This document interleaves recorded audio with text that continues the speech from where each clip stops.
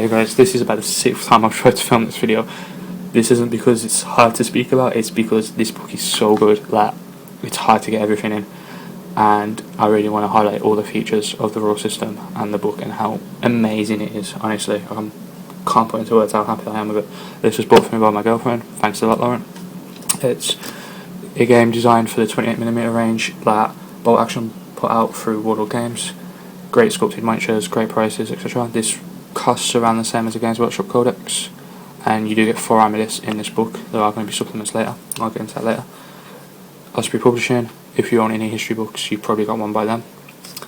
Warlord Games, I've told you about them already, how well I think of them. Great cover art, really inspirational. Basically, if you order through them as well, you also get a limited edition model. Unfortunately, I didn't. Wish I did now, but okay. Tells you who was involved. Great pictures throughout this book, all taken from the Osprey book range, which I recommend to anyone out there with interest. Written by Alicia Carvator and Rick Priestley, 2 giants, recognise them from 40k, Wallmaster, Lord of the Rings. Paul Sawyer, he's a high up member of Warlord Games, and you might recognise him from editing White Dwarf. So you know that was White Dwarf at its best for me. Content's really well divided. There's no index, but this more than makes up for it. You can find any rule you want. It's more like an index, but it's a contents. It's at the start.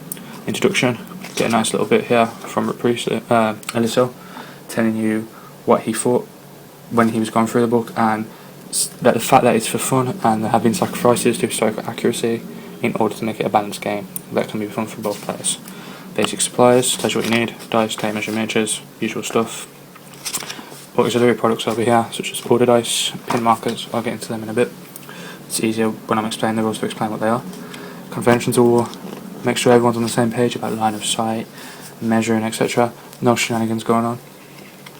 Really great diagrams throughout the book, making sure that the rules are clearly explained to you, which I'm a big fan of diagrams, so you could probably read the diagrams in this book and have a rough idea of how to play if you're playing against someone who has read it.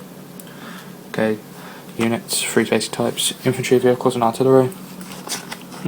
The book deals with mainly infantry, and then at the end they tell you this is how the rules are slightly different for vehicles, how they're slightly different for artillery. Okay, to turn and orders. Okay, this game has random activation to symbolise the chaos of war. You have 2 sets of coloured dice, put them in a hat, a cup, a bag, whatever. Pull them out randomly, and basically depending on the colour of the dice, it's that player's go. So if you're British and you've got green dice comes out, it's your go. Okay, then you roll the dice. They recommend they roll the dice, but there is a table for using normal d6 dice. And basically that dice then tells you what that order is. So this can be such things such as rallying, which removes the effects of pinning, firing, waiting in ambush, movement, move and fire, with a penalty obviously. And basically you then give that dice to a unit, and that's what it does that turn.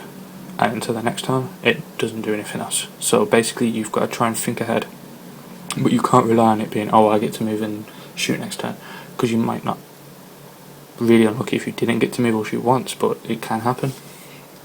Pinning, they recommend pin markers, which I'm going to be picking some of them up. Basically every time you do an order, you take a morale test, which is basically the same as a leadership test. Highest being 10, lowest possible being 2, and basically when you get shot at you take a pin marker, which takes 1 off your leadership / morale. Symbolises the fact that if you're being shot by machine guns, you're not going to run headlong into a machine gun nest. Command, who I'll come into later, basically negate the effects of pinning by giving you boosts to your morale. It can never be higher than 10, but say you've got 1 pinning token and you're near a lieutenant, you're still 10, if that's what you are. Okay. Movement, usual stuff, terrain affects it. Vehicles move faster. There's different movement rates for different vehicles on different ground. For example, a tracked vehicle is better off-road than a wheeled vehicle. One thing I really am a big fan of, you get little historical facts down here with photographs. Helps you get into the mindset of World War II, learn a bit about it. Even if you're only interested in the miniatures, it's nice to have. Similar to the fluff, but it's real, so you know. You get these great images of painted models, great terrain. I believe the terrain was provided by architects of war. Really helps you, you know, if you're undecided of an army, you can look through and think, oh wow, that's an amazing tank, I really like the weathering effect, I'm going to do Russians, for example. Okay, shooting. Everyone hits on threes. There are negatives for being inexperienced.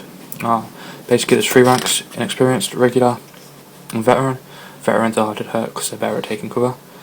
They have a high leadership. Regular have an average leadership and they're average at everything. Inexperienced are your conscript troops. They're not as good at shooting. They've got a low morale, likely to run away, etc. But really cheap points wise. Okay, basically cover has an effect. There's impossible shots where you actually need like a 7 because of the negatives, or an 8 or a 9 or a 10. Basically, if you're a 6 and then another 6, you've done such a good shot, the impossible has happened. I like that because it means that, say you pull out a fire order at the dice club and it should be impossible for you to hit, and that's the last order you've got for a turn, you can still use it and there is still a chance that you'll do something, not a high chance, but still, it's nice. Every section has a little table at the end, tells you what you've been through. Big fan of that. These little summaries are great. If you want a refresher on the rules, if you play for a while, you could just read through and read them. They're great. Weapons, I love the way they've dealt with this. Instead of having each army has a separate weapon with a separate rule, and it gets confusing, or unless you've read your opponent's army book or army list, you might not know what they're doing. They could, I don't want to say cheat, but you know, basically they've got tables here. No matter what rifle you're shooting, it has the stats of this rifle up here. 24-inch, 1 shot, no penalty, no bonus. Basically, this makes sure that everyone's on the same page. If I say to you I'm shooting my M1 Garrett, it's a rifle, you know what it does. It does the same as your Lee Enfield rifle, for example. Here they give examples of the weapons. So up here, SMG. It's got a list of different SMGs, and they also tell you why the rules for the SMG is like that. So as they say, SMGs have a limited range, so that's why their range is low. And basically it's got a list of examples such as the Thompson, the British Sten, the German MP40, etc. So that if you buy a model and you think, what the hell does this gun do? It looks like a rifle but it might not be, or whatever, you can check it out and it's probably on these lists. Artillery, anti-tank guns, grenades, all the stuff you expect. High explosive rounds shot by tanks to destroy infantry. Shermans use them notably. Basically they do more than one hit. So Sherman, for example, I believe does D6, and they do more than one pinning. A Sherman does D2, for example, and they also get +2 to their wound rolls and +2 to their penetration of tanks. Close quarters, really easy. Everyone hits automatic. You only get rate of fire 1 for your weapon in combat, unless it's an SMG or an assault rifle, which is designed for close quarters. So that can be a real boost. So Russian units with SMGs who might not be the best at shooting at close quarters, the whole unit's got SMGs, that's a lot more attacks on you. You keep fighting combat until one unit breaks, which means that it's wiped out, or you actually physically kill every soldier in the unit. You just keep on doing it. You stop the game and just do that combat for a while. I like that because it makes that close quarter combat is fast and brutal. So in the game it should be over quickly. You shouldn't be refighting the combat over and over again. Headquarters. Basically, they add leadership, and you can also have artillery observers, which call in artillery, airstrikes, etc. once per game. Medics, who basically give, for want of a better word, a 6+ feel not pain to units nearby, unless they're killed by things such as artillery and high explosive rounds, which even the best medic can't fix that. I should probably read up on the artillery, as I'm going to play British, and British artillery was so good during the war that the Germans actually thought it was belt fed.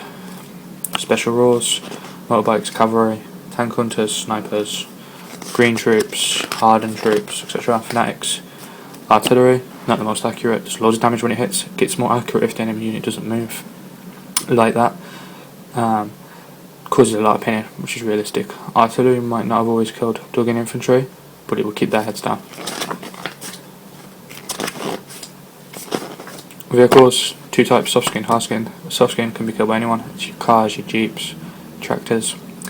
Hard skinned, similar to 40k, you penetrate the armour, you're on a damage table. There's light, medium, heavy and super heavy. I believe Germans are the only guys with a super heavy, and that is the Tiger Mark II, and they pay a lot of points for it, believe me. Okay. You usually only have a few vehicles in this game. Infantry is the mainstay. but you can purchase more as you purchase more infantry. There's also the rules for transportation of troops, and also for weapons such as the 17 pounder, which is too heavy to be moved by infantry. A Bren assault gun, Bren machine gun carrier could tow it on and drive off with it. Buildings, big part of the game. Great terrain again. They get extra protection, cover, get playing game rule action, scenarios. Tells you how to work out victory points. I really like the scenarios in here. It's all for fun. Not always the most balanced, but this game is for fun. It's not a tournament game, I don't believe. I really like this mission. You both have an objective. You both try and destroy the enemy's objective by ending your turn there. But basically, it's unreliable because of the orders. So I like the fact that you might be one turn away from getting to the enemy objective, but then they could shoot at you 4 times, or they could move your unit onto it. Love it because you've got to constantly be thinking. War by attrition, which is victory points. Force selection. Per infantry platoon, you get 1 tank, 1 artillery, 1 of each support slot, which is your heavy machine guns, vehicles like I said, artillery, mortars. You get an army list for late war Germans, late war Americans, late war British, late war Russians, and they're releasing supplements soon, which will deal with the minor nations and the different theatres. Each army has its own special rules. To give an example, I'll show the British, as that's who I am going to play as. British get a free artillery support forward commander, forward observer, and they also get to roll 2 dice for their bombardment if they're attacking, and choose the most favourable turn. Okay, these lists are pretty balanced, but there are some things such as the Sherman and the Cromwell are the same points, same stats, but the Sherman is slightly worse. So in my opinion it should be less points. But I'm still going to use a Sherman because this is a historical game and I love Shermans. Okay, right at the back you get a World War II timeline. It tells you what happened, where it happened, who was involved. Great for history geeks. Great if you want to play a themed event or a themed army. You can know what's going on. Finally, we have Appendix 1. Deals with the question of historical accuracy versus a balanced game, and basically tells you to play this rule how you want to. They haven't written it in a way that to limit the player. It's more of a tool for the player to play the game they want to play, as long as you and your opponent agree. Have fun. Really like that. Appendix 2, rule summary. Great for a refresher. Great during the game. You can photocopy these. I believe that some of this is available on the Bar Action website, as well as a weapon chart. So that's it, guys. Gonna call it a day here because I'm on 13 minutes. Just want to say this gets 10 out of 10. Really happy with it. Hope to play some games soon. What can I say? Check it out, guys. Bye.